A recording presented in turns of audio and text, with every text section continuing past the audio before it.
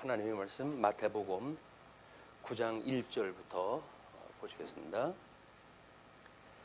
예수께서 배에 오르사 건너가 본 동네에 이르시니 침상에 누운 중풍병자를 사람들이 데리고 오거늘 예수께서 그들의 믿음을 보시고 중풍병자에게 이르시되 작은 자야 안심하라 내 죄의 사함을 받았느니라. 어떤 서기관들이 속으로 이르되 이 사람이 신성을 모독하도다. 예수께서 그 생각을 하시고 이르시되 너희가 어찌하여 마음에 악한 생각을 하느냐. 내 죄의 사함을 받았느니라 하는 말과 일어나 걸어가라 하는 말 중에 어느 것이 쉽겠느냐.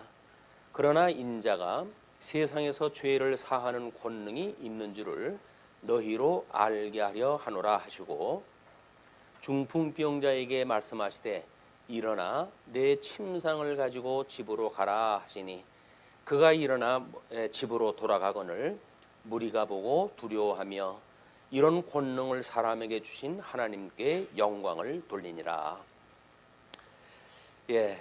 우리는 지난 시간서부터 지금 권세로 선지자임을 증거하는 지금 내용을 확인해 가고 있습니다. 8장을 통해서는 병 고치시는 권세로 증거함과 그다음에 만물 통치 권세로 증거함을 우리가 확인했다 했고, 오늘은 복음 전파와 치유 권세로 증거하는 내용을 확인하게 됩니다. 그런데 지금 8장과 9장이 연결되어져 있기 때문에 물론 다른 성경 우리 평행 구절에서는 지금 현재 있는 9장 1절서부터 8절까지의 내용이 바다를 건너기 전에 있었던 사건으로 기록이 되어져 있기도 합니다. 마태복음에서는 특별하게 지금 의미 중심으로 해가지고 어떤 사건별로 또는 시간별로 기록을 한 것이 아니라 지금 의미적으로 해가지고 좀 이렇게 배열이 됐어요. 그렇기 때문에 9장 1절로부터 8절까지의 내용은 중풍병자 치유로 죄 용서의 권세를 증거하는 내용인데, 8장의 우리 마지막 절을 보시게 되면 돼지 치는 자들이 이제 온 떼가 비탈로 내려가서 바다에 들어가 몰살을 당했고, 그런 때에 온 시내가 예수를 만나려고 나가서 보고 그 지방에서 떠나시기를 간구하더라. 이렇게 이야기가 끝이 났습니다. 그 이야기는 이방인 지역인 지역에서 예수님이 표적적인 사건을 이렇게 나타내시자 사람들은 대단한 그 재산상 손해를 지금 입게 됐어요. 그 재산상 손해에 대해서 묻기 위해 가지고 예수님한테 왔는데 예수님의 그런 권위에 눌려 가지고 손해배상이라든지 이런 거는 차치하고 그 지방에서 떠나시기를 간구하는 이런 내용으로 정리가 됐습니다. 예수님이 당신이 그리스도이신 것, 선지직을 가진 그리스도인 것을 증거하기 위해서 그렇게 그 윗지방 또는 이 건너편의 그런 그 지방까지도 복음을 증거했지만 거기에 어떤 자는 받아들이고 어떤 자는 배척하는 이런 그 내용들이 지금 소개가 되어져 있어요. 그렇기 때문에 예수님이 지금 그 1절로부터 소개되어지는 중풍병자를 고치시는 사건 이전에 다른 사람들은 그 예수님을 지방에서 떠나기를 간구하는 이런 그 사건도 있었다. 우리가 지금 예수님을 영접을 하고 예수님과 더불어 이제 한 몸을 이루는 이런 그 삶은 이건 세기적인 사건이죠. 역사적인 사건이고, 이거는 누구에게 주어진 그런 그 은혜가 아닙니다. 특별히 하나님께서 창세전에 그리스도 안에서 구원하시기로 예정되어진 선택받은 자들한테 주어지는 특별한 지금 은혜의 선물이에요, 이게. 그렇기 때문에 이렇게 어떤 자들은 예수님을 떠나기로 간구하는 자들이 있는가 하면 지금 중풍병자를 그 고치는 사건에서는 오히려 그런 그 동료들의 놀라운 믿음을 우리가 보게 되어집니다. 그 믿음도 우리 하나님께 주신 것인데 우리가 과연 하나님 앞에 살아간다고 하는 삶이 무엇인지 이거를 예수는 그리스도이심을 증거하지만 그 내용을 확인하고 있는 우리로서는 이제 우리들은 그 구원을 받는 그런 그 입장에서 이 성경을 볼 것인가, 아니면 이 지방에서 떠나시기를 강구하는 그런 그 입장에서 볼 것인가, 두 가지 측면을 볼 수가 있을 것 같아요. 근데 하나님께서 우리는 특별히 이제 택하셨고 주님의 몸된 교회의 성도로 살아가게 하시기 때문에 택한 자의 입장에서 지금 예수를 그리스도로 믿는 그런 가운데 지금 성경을 상고하게 되어져 있는 겁니다. 우리가 하나님께서 에덴 동산에서 이제 에덴 동산에 이르시기 전에 인간을 창조하셨는데 이 흙과 영으로 해가지고 흙으로 사람을 빚어 만드시고 그의 코에 생기를 불어넣으셔가지고 생명이 되게 하셨다고 이렇게 이야기를 했어요. 이것이 타락 전의 인간입니다. 하나님께서 만들었던 인간이에요. 그런데 이를 만들어가지고 에덴 동산에다 이끌어 드렸을 때 에덴 동산에서 하나님께서는 이제 생명과는 먹어도 좋다라고 하는 우리 권령을 내리시는가 하면 우리 성과 악을 알게 하는 과일나무 열매는 따먹지 말라고 하는 금령을 내리신 것이 행위언약이라고 이렇게 이야기를 했어요. 행위언약. 이 행위언약에 의할 것 같으면 이 선악과를 따먹으면 정령 죽는다 이렇게 약속이 되어져 있고, 그럼에도 불구하고 지금 아담과 하와는 선악과를 따먹음으로 해가지고 그의 이 생기였던 영은 결국 죽고 맙니다. 이 영이 죽었다고 하는 그런 그 이야기는 뭡니까? 이제 죽게 되어진 거예요. 그래서 이거를 육체가 되었다. 성경에서는 그렇게 이야기다 하거든요. 그러니까 영이 죽어져 있다라고 하는 그 이야기는 지금 우리 전 인류적으로 봤을 때 하나님께서 복을 주셨지만 그 복을 금령에 의해 가지고 행위 언약을 인해 가지고 지금 뭐 이 복과 나라를 하나님께 주셨는데 이것이 상실되어졌다는 거 아닙니까? 이 상실되어졌다는 이야기는 저주 아래 지금 이제 놓이게 되어졌고 죄 가운데 죽어져 있는 거고, 이건 죽어져 있는 것이 지금 이 영이 죽어져 있는 상태란 말이에요. 이거를 이제 우리 마음을 지으셔가지고 하나님께서 우리 인간의 인격을 나눠놓기를 우리는 이렇게 구분하다 했어요. 영성, 지성, 심성, 감성, 그다음에 덕성. 주보에 나와져 있는 도표를 보시게 되면 로마서에서는 하나님께서 이 선과 악을 알게 하는 과일나무 열매를 따먹을 때 인간이 어떻게 복과 나라를 상실했고 저주 가운데 있는 인간인 거를 타락되어진 인간상을 소개를 했다 했어요.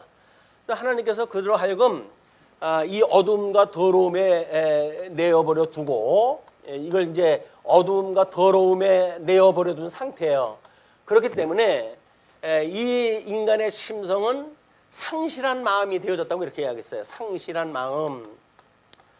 하나님을 잃어버리고 이제 저주받았던 그런 그 상태로 되어져 있는 거지요. 이렇게 됐을 때 이 지성은 우준하게 되어져서 하나님이 어떠한 분인가를 모르는 그런 그 지성 세계를 가지고 있게 되어진 것이 지성 상태라고 이렇게 이야기했어요. 이 감성 상태는 부끄러운 마음에 우리를 내어버려 두어가지고 이제 사람들이 차마 할 수 없는 이런 삶을 감정을 느끼며 살아가도록 되어져 있는 것이 타락되어져 있는 인간입니다. 그리고 이 덕성은 합당치 못한 일을 갖다 하게 하셔서 어떻게 하나님이 기뻐하시는 이 일을 이제 그들에게 원하시는가에 대한 이걸 전혀 원치를 못해요. 그래서 자기네들의 이 생각을 가지고 살아가는 모든 인간의 이 덕성 문제는 이게 타락되어져 있는 인간들이 나름대로 여기서 이제 뭐 진선미라고 하는 가치를 추구하며 살아가게 되지 않습니까? 그 진선미가 바로 이 이야기예요. 이제 우리 지성이 진리를 추구하고 이 덕성은 선을 추구하고 그다음에 이 감정은 이 미를 추구하고 있는 이것이 가치 체계로 여겨져 있는 사람들이, 타락되어져 있는 사람들이 무엇을 가치로 여겨 살아갈 것인가의 이야기입니다. 그래서 이 선을 추구하기 위해 가지고 이제 윤리 문제가 여기서 대두가 되어지고, 그다음에 여기에 예술 문제가 등장이 되어지고, 그다음에 이 지성 문제는 철학에 대한 문제가 이제 우준한 머리를 가지고 이 세상의 이치를 갖다가 이제 연구하는 학문이 만들어집니다. 그러나 이제 타락되어져 있기 때문에 스스로 하나님을 우리가 섬길 수 없는, 이렇게 죽어져 있는 영으로 인해 가지고 만들어진 이걸로 종교가 이제 만들어져요. 그 종교라고 하는 그 이야기는 무당무자를 갖다 쓰게 됩니다. 우리 하나님과 또는 이 하늘과 또는 이 땅과 이 중보를 갖다 하는 인간들, 이거 무당무자예요. 무당무자. 이건 모든 종교가 이거를 추방을 갖다 하는 거예요. 그러니까 예수님, 우리는 이제 하늘에 계신 하나님과 그다음에 우리 땅에 있는 이 죄인들이 이런 제사장으로 인해 가지고 하나님과 화목되어진다고 하는 근본 원리를 가지고 있지만, 세상 종교도 마찬가지예요. 전부 비나이다 비나이다 하면서 이 제사의 역할을 갖다 하는 것이 모든 종교의 원리입니다. 그렇기 때문에 우리는 예수님을 영접하기 전에 나름대로 종교 생활을 다 했어요. 종교 생활을 다 했기 때문에 어떠한 종교를 살았는지 이런 관심을 가지고 우리 인격적 구성을 가지고 지금 9장의 내용을 한번 확인을 했다 해볼 필요가 있다고 보여집니다. 자, 일단 9장 1절로부터 이제 중풍병자 치유로 죄 용서의 권세를 증거하시는 내용인데, 예수께서 배에 오르사 건너가 본 동네에 이르시니 침상에 누운 중풍병자를 사람들이 데리고 오거늘 예수께서 그들의 믿음을 보시고 중풍병자에게 이르시되 작은 자야 안심하라 내 죄의 사함을 받았느니라. 이 권령으로 해가지고 지금 이게 상실되어져 있는, 저주 아래 있는 사람들은 전부 죄 아래 갇혀져 있는 사람들입니다. 이게 이 죄 아래 갇혀져 있는 사람들이기 때문에 죄 아래 갇혀 있는 이 자에게 지금 죄를 사해준다고 하는 걸 선언을 갖다 한단 말이에요. 예수님이. 이러자 이제 거기에 서기관이 속으로 이 사람이 신성을 모독하도다. 이 사죄에 대한 문제는 하나님만이 하실 수 있는 건데, 인간 예수가 와가지고 죄 사함을 받았다고 이렇게 이야기를 하니까 이건 하나님이 신성을 모독하는 거다 이렇게 이야기를 해요. 예수님이 그 생각을 아시고 이르시되 너희가 어찌하여 마음에 악한 생각을 하느냐? 하나님을 이제 그 섬기는 일에 이 사람들이 제대로 하나님을 섬기지 않는다고 하는, 그렇게 예수님을 지적을 갖다 했더니 그걸 하나님께서는 악이라고 이렇게 이야기합니다. 이것이 악이라는 거예요. 악이라고 하는 그런 그 이야기는 어찌하여 너희들이 죄를 사하는 것을 너희가 그렇게 하나님의 신성을 모독하는가? 라는 걸로 묻는다는 이야기는 악한 생각이라는 거예요. 자, 그러면 이 죄와 악이라고 하는 그 관계가 지금 하나님이 사람들을 만드시고는 기뻐하신 것이 하나님의 형상을 따라서 이 사람을 만든 거거든요. 기쁘신 형상을 따라서 만드셨고 보시기에 좋았더라 이렇게 이야기됐어요. 창조되어진 인간은 하나님 보시기 좋은 상태예요.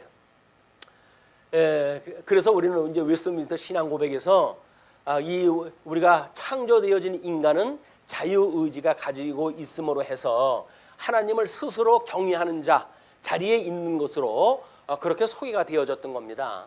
그러나 이제 상실되어짐으로 해가지고 모든 자유의지가 없어졌죠. 왜? 죄의 종노릇을 갖다 해야 되니까. 이 죄의 종노릇 한다는 이야기는 자유의지가 없어졌다는 이야기예요.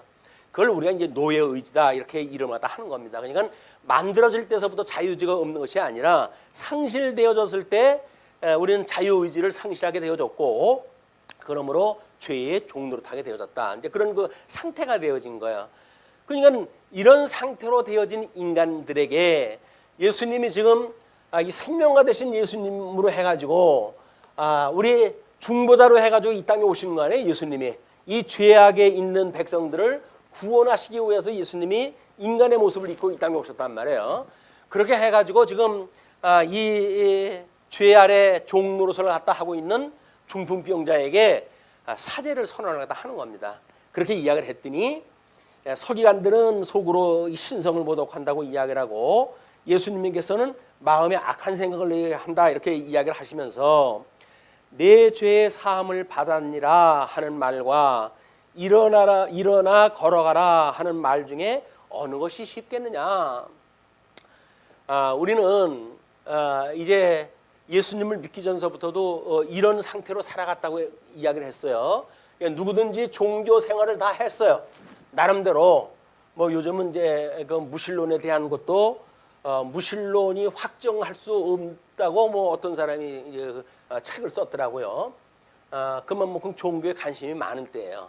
세상에 진짜 끝자락에 이제 와가면서 많은 사람들이 종교에 관심을 갖고 있는데 이제 우리는 다른 종교를 믿으면서도 우리는 온전히 하나님 앞에 이렇게 뭐 그들이 믿는 신이라도 좋고 그 신과 합으로 우리가 뭔가 교통될 수 있다고 믿는 겁니다. 이게 신과의 교통이 가능하다고 믿는 그런 가운데 있는 것이 죄 아래 있는 모든 사람들의 이런 그 믿음의 상태, 종교 생활, 이걸 우리는 종교 행위라고 이렇게 이야기해서 종교 생활. 그다음에 이제 우리가 이야기하는 믿음 생활하고 구분하다 하는데, 자 그러면 지금 여기서 중풍병이 걸렸다는 이야기는 이 육체에 대한 이야기예요. 육체에 대한 이야기가 중풍병이 걸려가지고 나름대로 몸을 운신할 수 없는 그런 그 상태가 되어진 거 아닙니까? 그러나 예수님께서는 지금 이 죽었던 영에 대한 이 문제를 논하고 계시는 거예요. 너는 죄를 사함을 받았다. 그런 그 이야기거든요. 근데 죄가 사했다고 그러니까는 그저 뭐 이 서기관도 종교 행위를 하고 있는 사람 아니에요?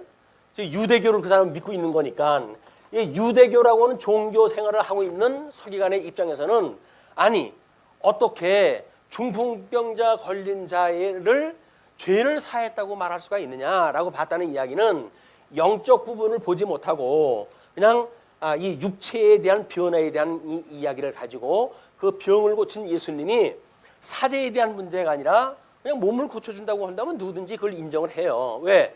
유대교회도 나름대로 병자를 고치는 사건들이 있었거든요.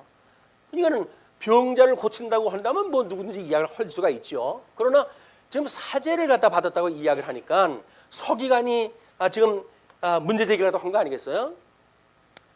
아마 우리고 이제 이 기독교의 신앙생활을 하다가 장로교회의 신앙생활을 하다 보게 되면 어떻게 보게 되면 우리는 하나님 말씀을 가지고 이 우준하게 되어져 있는 우리들의 이 지성 상태, 이걸 하나님의 말씀으로 해가지고 이걸 깨달아 알고 이렇게 이야기를 해요. 하나님에 대한 걸 깨달아 이걸 알고 이렇게 이야기를 하는데 이 심성이 우리들이 하나님을 깨달아서 이런 하나님이 어떠한 분인가를 알게 되어지는 상태, 이런 그 상태가 되어지게 되면 자연스럽게 우리는 우리 죽었던 영이 살아났기 때문에 가능한 거 아니겠어요?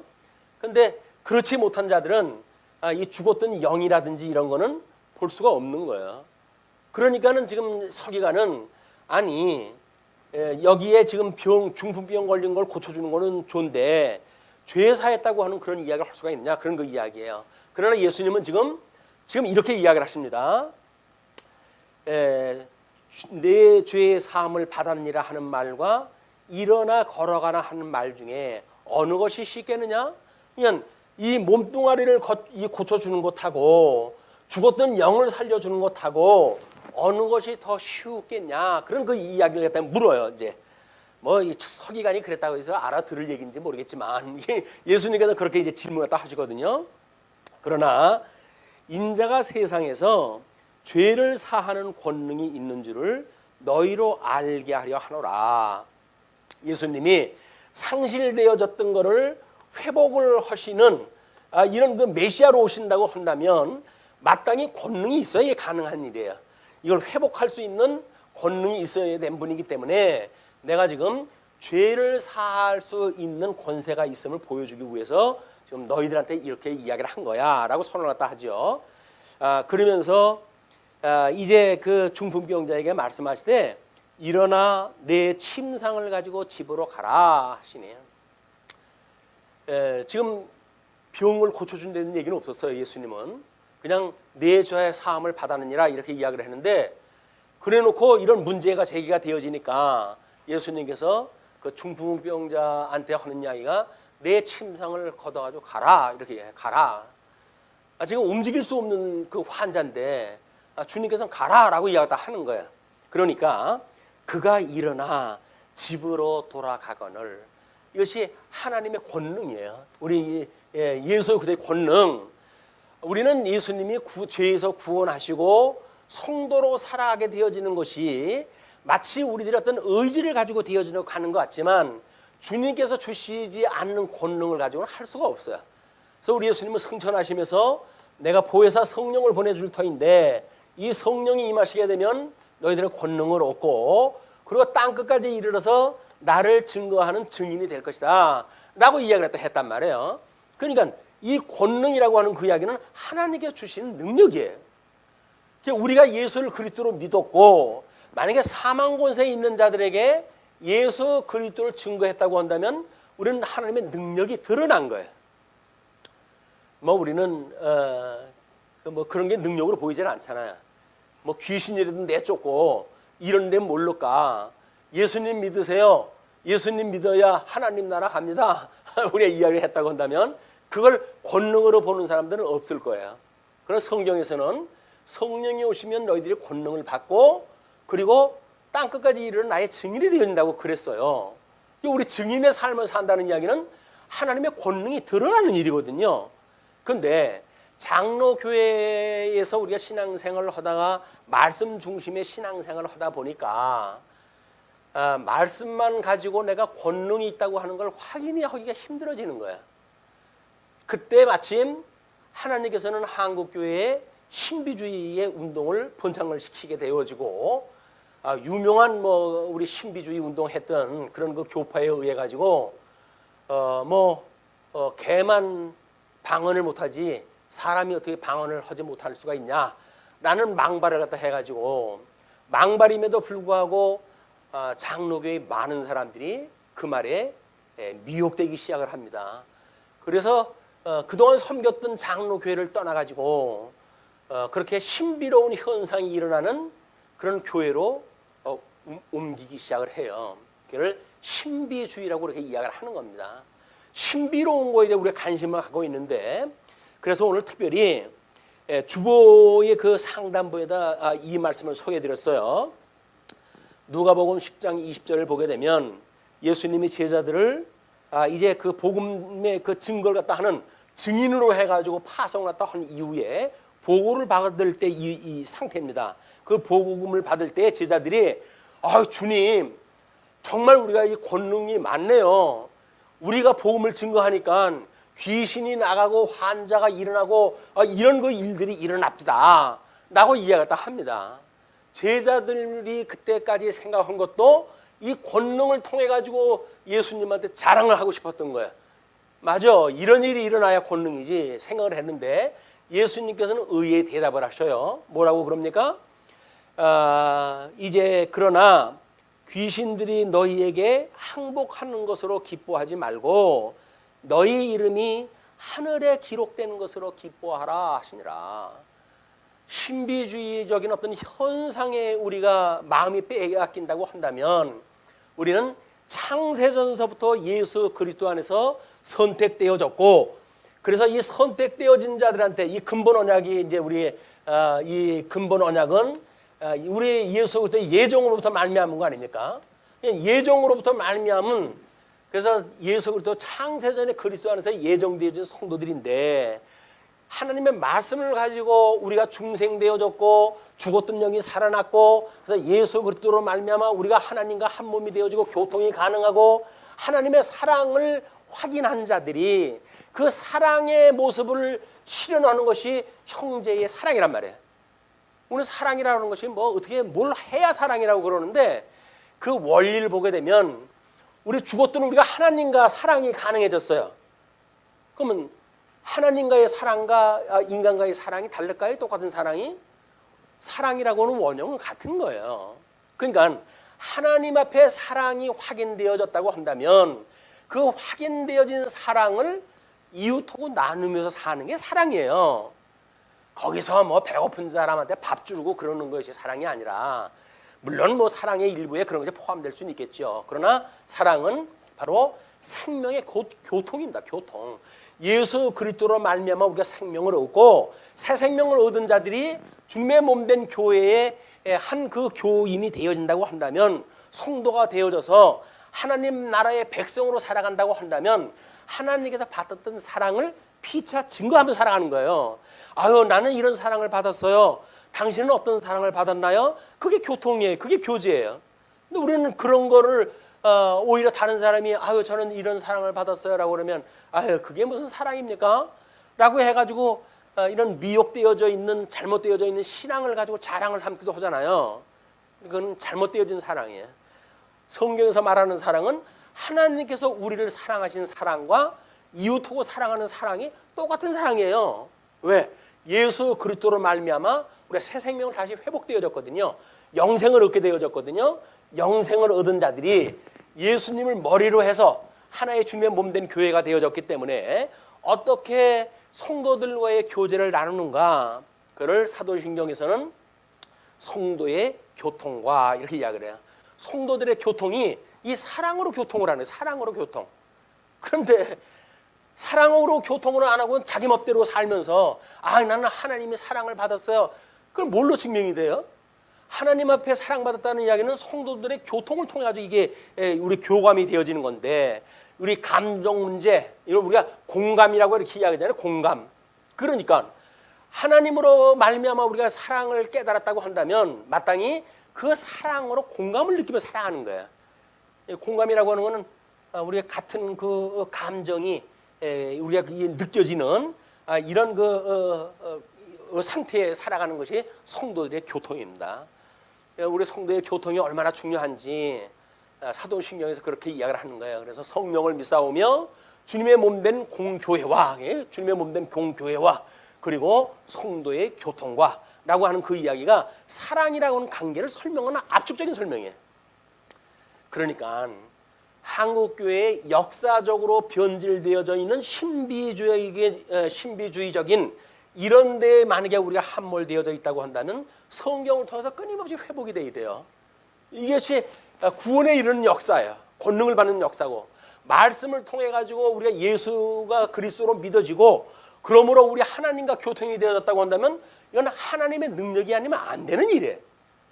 아니, 죽었던 사람을 누가 살려줍니까? 이걸 하나님의 능력이 아니면. 근데 우리는 중생됐다고 하면서도 권능을 받았다는 거 인정 안 하잖아요. 왜? 저는 능력이 없어요. 겸손을 우리가 이렇게 표방을 하는데 그것도 착한 사람 코스프레 하는 거예요. 아주 겸손한 것처럼 이야기다 하는데 그게 아니다. 우리는 다 권능을 받은 사람들이에요. 성령의 권능을 다 받아가지고 하나님을 우리가 삼위일체 하나님에 대한 걸 증거하고 그분이 어떠한 분인가를 증거하고 그리고 그분을 찬양하고, 이것이 하나님이 주신 능력이 아니면 찬양할 수가 없다니까요. 근데 왜 이렇게 기가 죽어가지고 왜 살아가나요? 신앙생활하다 왜 이렇게 맥이 빠지나요? 권능을 믿지를 않는 거예요. 하나님이 주신 권능이 뭔가 이렇게 신비적인 걸로 드러나야 되는데 하다못해 방언이라도 하면 내가 모르겠다. 방언도 못하면서 내가 무슨 권능을 받았냐 이야기를 하니까 뭐라 그럽니까? 1만 마디 방언하는 것보다 깨달은 말 5마디 하는 것이 낫다는 거예요. 우리가 이 깨달은 성경을 가지고 지금 하나님을 증거하고 이러하는 일이 얼마나 큰 권능인지 모릅니다. 그걸 신비주의자들이 미혹을 갖다 하는 방언에다 비교를 갖다 합니까? 전 성경을 우리가 이걸 통전적으로 이해를 갖다 해서 창세기로부터 요한계시록에 이르기까지 모든 성경을 통해서 삼위일체 하나님을 우리가 공부해가고 있는데 우리는 대단한 능력자들이에요. 자부심을 가져야 됩니다. 이 말씀에 대한 이 자부심을 가지셔야 돼요. 겨우 이렇게 감정이나 어떻게 장난질 치는 이런 신비주의에 우리가 이렇게 미혹되고 그러면은 체면이 안 서는 거예요. 우리의 정체성이 모르니까 그런 자들한테 미혹을 당하지, 우리 정체성이 확인되어진다고 한다면 그걸 쳐다보지도 않습니다. 애들 장난하는 거예요. 소꿉장난하는 거예요. 그 소꿉장난하는 거에 우리 마음을 빼앗길 일이 아니잖아요. 우리가 얼마나 큰 권능을 가졌는지 이거는 하나님의 말씀을 깨닫는다는 거예요. 그래서 우리가 기독교라고 하는 것은 깨달음의 종교예요. 뭐 불교가 깨달음의 종교라고 하는데 그렇지는 않습니다. 하나님의 말씀을 깨달음으로 해가지고 지식 활동도 가능하고 감정 활동도 가능하고 그다음에 윤리 활동도 가능해지는 거거든요. 마음이 변해야 돼. 마음이 변해야 돼. 그 마음이 변하는 걸 우리가 회개라고 이렇게 이야기합니다. 회개. 근데 우리가 이제 이 회개의 과정을 보게 되면 때로는 하나님께서 우리를 이 회개라고 하는 그 과정을 하나님께서 우리를 부르시게 되면 우리는 죽어 있기 때문에 모르잖아요. 그러니까 하나님께서 우리를 중생을 시키신다는 거야. 중생을 시켜주시면 비로소 우리는 죄인인 걸 알고 하나님 앞에 회개를 하게 되어질 때 하나님께서는 우리들에게 이 회개하는 우리들의 믿음을 주셔가지고 이 믿음을 보시고 우리를 의롭다고 칭해 주신다. 그리고 하나님의 아들이라 우리한테 인쳐주셔서 주님의 몸된 교회의 성도로서 하나님을 아버지라고 섬기며 살아가게 되어지는 이것까지를 우리가 협의적인 구원이라고 이렇게 이야기를 했어요. 근데 유감스럽게도 회개라고 하는 것이 여기 나오잖아요. 그런데 우리 성화라고 하는 단계는 이제 하나님을 아버지라고 부르는 사람들이 주님의 몸된 교회, 이 하나님의 나라에서 살아가는 이런 과정을 통해 가지고 우리가 성화가 되어지는데 저 만들어 놓은 인간상들이 얼마나 우리 사단이 우리를 집요하게 붙들고 있는지 자유를 누리지 못하는 거예요. 끊임없이 이 죄의 종노릇을 갖다 해야지. 넌 내 밥인데 어디 가냐. 우리 발목을 잡아가지고 놔주질 않아요. 그렇기 때문에 이 하나님의 극진하신 은혜를 깨달았음에도 불구하고 우리는 우리 하나님의 은혜를 노래하기보다는 자꾸 세상의 소욕을 따라 살아가게 되어지는 것이 우리의 현주소인 거예요. 권능을 받았음에도 불구하고 사단의 권능에 의해 가지고 매일같이 침략을 당해 가지고 힘을 잃고 살아가는 상태, 이것이 육체의 소욕을 가지고 살아가는 우리의 삶의 모습이다. 이런 우리를 끊임없이 우리가 확인하는 일이 성경에서는 이거를 회개라고 이렇게 이야기를 해요. 이 회개에 대한 것은 적극적인 회개와 소극적인 이 회개로 나눕니다. 왜냐하면 이렇게 협의적인 구원을 이야기했을 때 이 과정에서 필요한 것이 회개라는 과정이에요. 그러니까 이걸 우리가 단회적이라고 이렇게 이야기를 하는 겁니다. 죽었던 사람이 다시 살아나는 것, 이거는 단회적이에요. 그러니까 우리는 성화라고 하는 거에는 살아나는 사람들의 이야기 아니겠어요? 그러니까 이 회개라고 하는 용어를 같이 쓰지 말자라고 했던 어떤 분이 이거를 자복이라고 하는, 이 자백이라고 하는 이걸로 해가지고 의미를 재설정을 했어요. 근데 이렇게 우리가 주님 앞에 회개를 했다 한다는 이 이야기는 끊임없이 육체를 향했던 우리들의 마음이 하나님을 향한 마음으로, 우리 성령의 감리, 성령의 뜻을 따라 살아가는 마음으로 돌아서는 것, 이거 회개. 여기서 나오는 이 회개는 반복적인 회개를 갖다 이야기를 하는 겁니다. 그러니까 교의적으로 해가지고 회개가 여기 있다고 해가지고 성화 단계를 갖다 할 때 회개가 마치 필요 없는 것처럼 말하는 이야기는 틀린 이야기예요. 논리적인 설명을 하기 위해서 우리는 교의적으로 이렇게 설명을 합니다. 그러나 이 모든 구원을 보게 되면 이 성화로부터 영화의 이 견인을 통해 가지고 영화에 이르기까지 이것이 전부 영원한 구원이에요. 그래서 이걸 광의적인 구원이라고 이렇게 이야기를 하는 거예요. 넓은 의미로서의 구원은 우리가 영화에 이르기까지 전 과정을 구원이라고 이야기를 하는 거예요.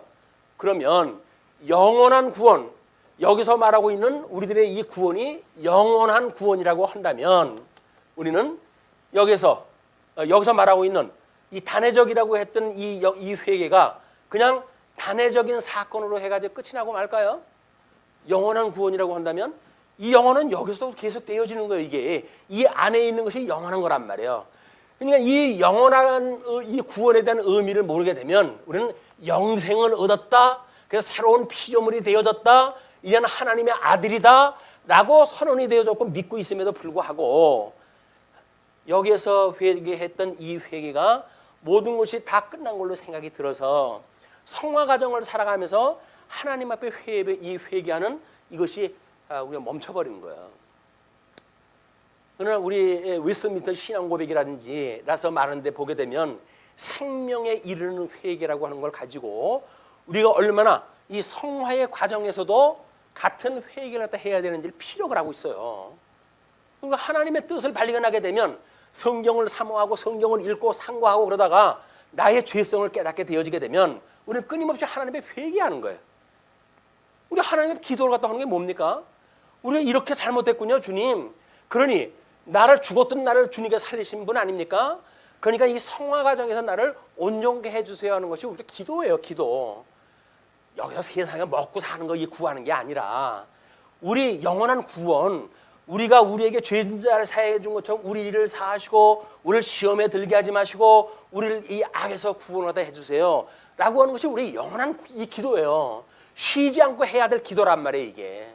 이런 그 기도에 미치지 못하게 되면 우리는 영생을 얻었다고 하면서도 권능도 인정을 안 하고 하나님 앞에 회개할 생각도 안 하고 그리고 난 구원을 받았어 라고 하는 막연한 구원론을 가지고 세상을 살아가는 거예요. 그걸 우리가 이 구원파의 논리라고 이렇게 이야기를 했어요. 구원파. 한 번 구원받은 사람은 다시는 멸망받지 않는다 이렇게 이야기를 하는데 명제적으로는 맞습니다. 그런데 여기까지 그 사람들이 구원받았다고 설레발을 쳤던 사람들이 과연 구원을 받았는가에 대한 거는 의심스러운 거예요. 왜? 정말 구원을 받았다고 한다면 여기까지 이루는 삶을 살지 여기까지 구원받았던 사람이 중간에 도태될 까닭이 없잖아요. 그러니까 중간에 도태되어질 수가 없기 때문에 여기까지 가야 된다고는 논리 피는데 그렇지가 않습니다. 우리가 한번 이 구원을 받았다고 한다면 여기까지 오는 거예요. 그래서 우리가 이 소명을 이야기할 때 외소와 내소를 따로 구분했다 하는 거예요. 왜? 바깥으로만 부름을 받은 사람이 있고 안까지 부름을 받은 사람이 있다는 거예요. 그러니까 바깥으로만 이 부름을 받은 사람은 어떻게 산다고요? 구원받았다고 그러고 신앙생활을 한다고 하지요. 그러나 능력도 우리 부정을 하는 거예요. 우리가 하나님 앞에 이렇게 성화의 과정을 살아가면서 경건의 훈련을 통해 가지고 그 경건의 능력을 부정하는 자, 그게 뭐예요? 성령을 부정하는 자예요. 그건 예수를 그리스도로 부정하는 자예요. 그렇기 때문에 우리가 예수님을 믿는다는 이야기는 성령의 권능을 믿는 사람들이고, 그래서 우리가 이렇게 성화의 과정을 살아가는 경건의 이런 연습뿐만 아니라 이런 능력, 이거까지도 인정하는 거다. 우리가 이렇게 성화로 어떻게 예수 그리스도의 형상을 닮아가는가에 대한 이런 능력을 하나님께서 해가신다고 믿는 거예요. 그걸 우리가 성령의 우리의 은혜라고 이렇게 이야기를 하는 겁니다. 예수를 믿고 우리가 예수님과 한 몸이 되어졌다. 연합에 대한 비밀, 막 이런 걸로 해가지고 얼마나 전봇대마다 빨간 표시판을 갖다 걸어가지고 사람들을 미혹했는지 몰라요. 그 구원의 비밀이 거기에 있다고. 그런데 성경이 66권이 다 이야기하는 것이 예수 그리스도로 말미암아 우리가 새 생명을 얻었기 때문에 이제는 예수님의 지체로 살아가는 삶이에요. 그래서 나는 주고 얻고 내 안에 그리스도만 살아가는 것이다. 언젠가 교회 오빠를 한번 같이 다시 볼 수 있는 기회가 있으면 모르겠는데 그 암으로 해가지고 16차인가 몇 차까지 그 치료를 갖다 받고 그 사람이 고백을 갖다 하는 이야기가 그렇게 이야기를 하더라고요.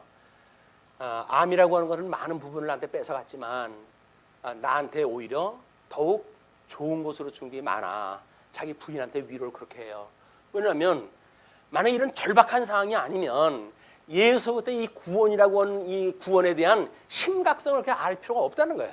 교회 생활 나름대로 열심히 했고 교회에서 존중받는 교회 오빠로 표방이 되어지고 많은 인기가 있고 열심히 충성스럽게 교회 생활도 했고 그렇기 때문에 영원한 구원에 대한 것 예수님과 우리가 한 몸이 되어 살아가는 그런 그 나는 죽고 지금 예수 그리스도가 내 안에 살고 있다고 하는 이런 것에 대해 별로 관심을 안 가졌다는 거예요. 그런데 이제는 언제 하나님께서 불러가실지 모르니까 남아있는 날을 우리가 어떻게 살아갈 것인가 라는 걸 생각을 할 때 우리한테 너무나 필요한 시간이다. 이게 구원에 대한 확인을 받는 것만큼 중요한 것이 어디 있겠어요. 이것이 이 중풍병자를 고쳐주는 그 사건을 가지고 지금 서기관 그동안에 이 성경을 연구하고 그리고 하나님의 뜻을 가르쳐주고 했던 서기관은 하나님 앞에 이제 그게 나쁜 일이라고 설명하다 하는데도 불구하고 예수님은 이런 사건을 이렇게 설명을 쭉 해가시는 거예요. 이런 내용이 빠져버리게 되면 우리는 그냥 1절에서부터 8절 속에 우리가 소개되어진 대로 중풍병자 고쳐준 예수님밖에 우리가 나타나진 않아요. 그 성경에서. 근데 어떻게 나타나는지를 갖다 본다는 이야기는 그런 맥락에서 매우 중요하다. 우리가 어떻게 구원을 받았고 구원받은 성도가 예수님과 연합되어졌다고 한다면 그래서 예수 그리스도의 형상을 닮아가는 우리들의 이 성화라고 하는 건 형상을 닮아가는 일인데 온전케 하시는 예수 그리스도 아직도 우리 하나님 보좌 우편에서 우리를 온전케 해가시는 그 형상을 우리가 닮아가기 때문에 이분을 표대로 향해 다른 박질을 치고 이분을 우리가 바라보며 살아가는 것이 신앙생활인데 신앙생활을 한다면서 이 예수님은 다 빼놓고 주어진 현상을 놓고 뭐 부족합니다. 더 주세요. 라고 말하는 건 구원에 대한 종교가 아니에요. 우리 기독교라고 하는 것은 신령한 생명에 대한 이야기입니다. 신령한 생명에 대한 이야기. 죽었던 나를 살렸던 주님께서 우리 주님이 오시는 그날까지 나를 온전케 해서 영원한 하나님 나라에서 영원무궁토록 우리 하나님을 찬양하며 살아갈 수 있게끔 해주세요. 라고 하는 거지. 아니 하나님을 찬양하는 것이 인생의 본분이라고 그러는데 그 본분은 차치하고 주어진 환경 속에서 누구보다 내가 조금 더 뭐 돈이 많냐, 누구보다 명예가 높으냐, 누구보다 뭐 잘났냐, 누구보다 키가 뭐 1cm가 더 크냐 이거 가지고 우리가 살아가는 게 아니란 말이에요. 근데 우리는 거기에 빠져버리는 것이 예수님을 믿기 전에 진선미 타락되어져 있는 인간들의 가치예요. 예, 그 진선미 얼마나 내가 선한지를 다른 사람의 자랑을 갖다 삼아야 되잖아요. 그러니까 길거리에서 뭐 손을 들고 기도를 갖다 하고 그리고 구제한다고 해야 종을 치면서 구제를 갖다 하기도 하는 거예요. 이게 예수님께서 이거를 지적을 갖다 하신 겁니다. 사람 앞에서 하는 게 아니야. 신앙생활이라고는 사람 앞에서 하는 거 아니야. 나처럼 모르게 와가지고 모르게 구원사를 갖다 피는 것이 바로 복 있는 자가 하는 일이야 라고 하는 걸 가르쳐 준 것이 바로 이 사건이었어요. 그래서 우리 유대인들이 가지고 있었던 이 진리 문제, 그 진리를 알고 있던데도 불구하고 사망에서 하나도 자유롭지 못하잖아요. 율법에 꽁꽁 붙들려 매가지고 율법적인 행위가 아니면 신앙생활을 할 수 없다고 생각이 드니까 예수님께서는 내가 곧 길이고 진리고 생명이기 때문에 나로 오는 자 너희들이 참 자유를 얻게 될 것이야 라고 이야기하는 겁니다. 예수님으로 말미암은 자유, 이거는 세상이 만들어놓은 종교의 이 울타리로부터 우리가 뛰어넘어가는 거예요. 생명의 세계로 뛰어넘어가는 거예요. 그러니까 사망 세계가 장악하고 있는 그런 거로부터 우리가 참 자유를 얻었다고 한다면 이제 정말 사망 세계에서 미혹거리 그저 너 내 말 들어야 이거 줄 거야 라고 하는 거에 미혹당하는 거를 우리는 경계를 갖다 해야 된다. 정말 우리 예수 그리스도를 믿고 이제 예수 그리스도를 믿으니 생명이 되시는 그분을 믿으니 영생을 갖다 주시는 그분을 믿으니 이제는 나에게 모든 것이 족합니다 하는 일체의 비밀을 일체의 비결을 이거를 가지고 살아갔으면 좋겠다. 이것이 우리 1장서부터 1절에서 8절까지의 그런 그 이야기입니다. 여기서 8절에 그런 이야기가 나옵니다. 그가 일어나 집으로 돌아가거늘 예수님께서 누워있는 자에게 침상을 걷어가지고 가라라고 명령을 했어요. 그랬더니 그냥 그 중풍병자가 그냥 걸어갔어요. 그 이야기는 뭐예요? 복음서를 통해 가지고 주님께서 내가 이렇게 할 것이야. 성령이 오시게 되면 너희들이 그래서 이렇게 나의 증인의 역할을 갖다 할 거야. 라고 하는 것이 서신서에 기록됐다고 그러지 않았어요? 서신서. 이 복음서에서 기록되어진 모든 그 일들은 이것을 우리가 언약이라고 이야기를 하고 그리고 서신서에서 이루어진 것을 성취라고 구조를 갖다 놓고 보는 것도 이런 맥락이 이야기를 하는 거란 말이에요. 성령이 오셔가지고 우리로 하여금 이루어 가시는 모든 일들은 하나님께서 하시는 일이에요. 내가 뭐를 갖다가 뭐 해서 되어지는 것이 아니라 주님께서 모든 할 수 있는 마음도 또는 그때 분위기도 또는 여건도 조건도 하나님께 다 주셔가지고 그걸 행하게 하신단 말이에요. 우리를 살아가게 하시는 분, 그분을 믿는 것이 신앙생활이에요. 그걸 믿는 게 우리 권능이란 말이에요. 그게 그러니까 이게 세상의 이 이론 가지고는 되지 않는 겁니다. 성령께서 주신 권능을 통해 가지고 우리는 그게 믿어지는 사람들이에요. 세상의 이 어떤 현물적인 직물적 그런 가치가 아니라 우리는 거룩이라고 하는 이 사망 권세로부터 생명의 권세로 넘어가는 이런 거룩이라고 하는 것이 우리들의 진정 가치예요. 그 가치를 이루는 또 그를 한번 깨닫는 이런 시간이 됐으면 좋겠다 싶어가지고 타락인과 중생인의 인격작용 비교표라고 해가지고 그 그림을 소개를 해드린 겁니다. 자, 우리 선지자 되신 예수님은 우리 신명기 18장 22절에 이야기하셨던 것처럼 만일 선지자가 있어 여호와의 이름으로 말한 일에 증언도 없고 성취함도 없으면 이는 여호와께서 말씀하신 것이 아니요 그 선지자의 제 마음대로 한 말이니 너는 그리를 두려워할지 말지니라. 만약에 반대로 증언과 성취가 있다고 한다면 하나님께서 보낸 자니까 너희는 그를 두려워하라 그 이야기야. 그를 경외해라 그 이야기야. 그래서 예수 그리스도를 경외함으로 우리 에베소서 뭐 부부관계에 대한 설명을 하기 전에 그러잖아요. 예수 그리스도로 너희 말미암아 그를 피차 경외함으로 그리고 너희들은 이 교제를 갖다 해라라고 이야기다 합니다. 그러니까 예수 그리스도를 경외하는 것, 삼위일체 하나님을 우리가 경외하는 일이기 때문에 성부 하나님도 물론이지만 성령 하나님도 우리 예배의 대상이 되신 분이에요. 그래서 보내주셨던 성령 하나님도 우리가 경외의 대상이 되시는 분이에요. 하나님이에요, 다 하나님. 삼위일체 하나님인데 이거를 오해를 갖다 하게 되면 아마 모든 이단자들이 공통점이 있어요. 그거를 양태론적 삼일체라고 그래가지고 뭐라고 이야기를 하냐면 이제 내가 집에서는 아버지고 교회 오게 되면 목사고 그리고 뭐 다른 사람에게는 다른 그 일을 갖다 하는 사람이 아니냐라고 해가지고 한 사람이 세 역할을 한다고 이렇게 삼일체를 소개하거든요. 그 양태론적인 이단론이 어디로 빠지게 되냐면 성령은 이제 약속이 됐잖아요. 예수님이 오셨어요. 그런데 이 성령이 자신이 이 성령이라는 겁니다. 양태론적으로 봤을 때 내가 성령에서 이야기했던 성령이야. 나를 믿어야 너희들이 구원을 받는 거라고 이야기하는 것이 모든 이단 종파들이 양태론적 삼일체를 가지고 이걸 끌고 나가요. 그러니까 한 사람이 세 역할을 갖다 하는 것이 삼일체가 아닙니다. 다 독자적으로 따로 계신 분들이에요. 이분이 예수 그리스도도 하나님, 성령도 하나님, 성부 하나님도 하나님, 그 하나님이 본질상 다 동일하신 하나님이에요. 그 일체가 되신 분이란 말이에요. 그 일체가 삼위로 계시다. 이게 삼위일체 하나님을 우리가 믿는 겁니다. 그래서 삼위일체 하나님은 그렇다고 해서 성부 하나님이 성자 하나님이 아닌 거예요. 성자 하나님이 성령 하나님이 아니에요.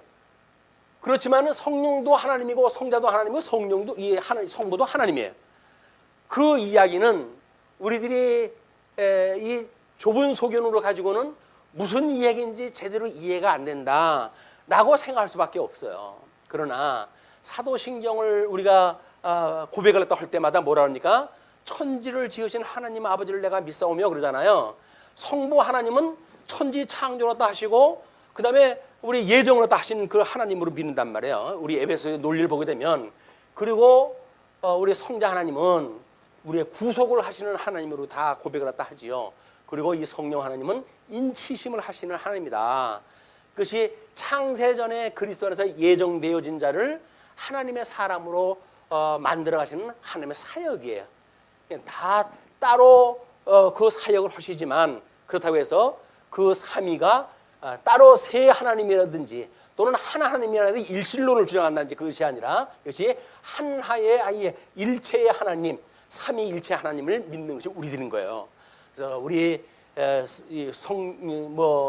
그의 독생자 예수 그리스도를 믿사오니 그래서 예수 그리스도의 하시는 사역들 다 믿는 게 성자 하나님 믿는 겁니다. 그리고 성령을 믿사오니 주님의 몸된 공교회와 성도의 교통과 사죄하심과 우리의 몸이 다시 사는 것과 영생을 얻는 것 이거를 우리 주님께서 성령께서 하신다고 하는 걸 믿는 것 이걸 우리 다 신앙 고백을 하잖아요.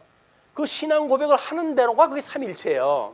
우리가 어디까지 믿고 신앙을 하는가에 대한 문제는 예수님을 믿는다고 그러면서도 영적인 부분을 믿지 않고 그저 어떤 철학 수준 인문학을 끌어들여 가지고 성경을 이야기를 하면서 우리한테 감동을 주었다라고 하는 그런 그 이야기는 기독교가 아닙니다. 요즘 이제 하도 성경 말씀을 가지고 안 들으려고 하니까 사람 감동은 줘야 되겠고 이 타락한 마음에다 감동을 좀 모릅니까? 감동을 주기 위해서 인문학을 끌어들이는 거예요. 심리학을 끌어들이고 그렇게 해가지고 뭔가 감동을 갖다 얻게 되어지면 뭔가 그래도 깨달은 것 같고 아유 내가 예수 믿고 있는 게 분명한가 봐라고 교회당을 떠날 수가 있잖아요. 근데 그거는 생명력이 있는 게 아닙니다. 하나님 말씀을 가지고 우리 감동을 받아요. 하나님과 교통했던 그 사랑이 성도 간의 교통으로 나타나는 거예요. 성도들하고 교통이 없으면서 뭐 하나님을 사랑한다? 말이 안 되는 거예요. 그러니까 주님께서 그러잖아요. 내가 하나님을 사랑한 것처럼 너희들도 서로 사랑하라 그 이야기예요. 예수님이 하나님을 사랑한 것처럼 이제 너희들이 나하고 한 몸이 됐으니까 너희들은 다 각자가 사랑을 해라. A라고 하는 사람도 B라고 하는 사람도 소양도 다르고 성도 다르고 뭐 계급도 다르고 모든 게 다 달라요. 그럼에도 불구하고 사랑하라는 거예요. 아니 하나님하고 인간이 교통이 되어졌는데 인간들끼리의 차이가 뭐가 대단하다고 사랑을 못합니까? 나는 너희들하고 격이 달라. 그렇기 때문에 너희들하고 교통할 수가 없어. 그렇다고요? 그럼 예수 믿는 거 아니에요. 예수님은 하나님의 아들이심에도 불구하고 이 땅에 오신 분이에요. 우리를 구원 사역을 다 하신 분이에요. 그분을 우리가 믿을진데 어떻게 교중에 우리보다 뭐가 부족하다고 해가지고 그 교제가 안 된다고요? 웃기는 거예요. 그게 하나님을 믿지 않는 사람들의 이야기예요. 하나님을 믿는다고 한다면 우리는 지극히 섬기는 자세로 교제를 나눌 수가 있어요. 오히려 부족하면 내가 넘치는 걸로 해서 그 유효한 걸로 주는 거 아닙니까? 그게 연보 원리 아닌가요? 사직생의 원리 아닌가요? 그게 섬기는 자의 원리인 거예요. 어린 양의 권세가 어떻게 주님의 몸된 성도들을 갖다 섬겼는지 그걸 우리가 배워가는 성도들의 삶이다.